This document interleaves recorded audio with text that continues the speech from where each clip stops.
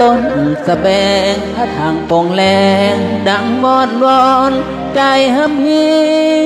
ห้ำหอนคิดถึงบางอ่อนตอนอยู่เคียงไกลเขาจากไปแล้วจากอีสานบ้านไกลอยู่เมืองศรีวิไลเยอรมนีหลายปีบ่มาเจ้าคงบ่จำผู้บ่าวตัวดำคนเดิมป่านนี้เจ้าคงลืมเวลาผ่านไปมันไม่มีค่าสะแบงต้นเก่ามองเฮาเคยนัดพบสบตาเดี๋ยวนี้เหี่ยวแห้งโรยรา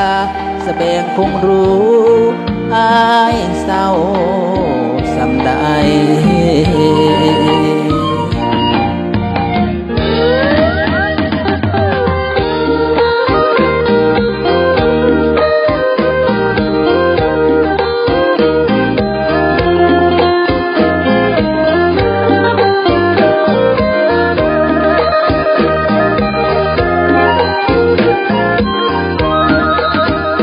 คนไข้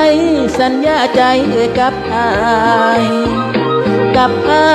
สางมาป่าดอกลืมง่ายสางมาป่า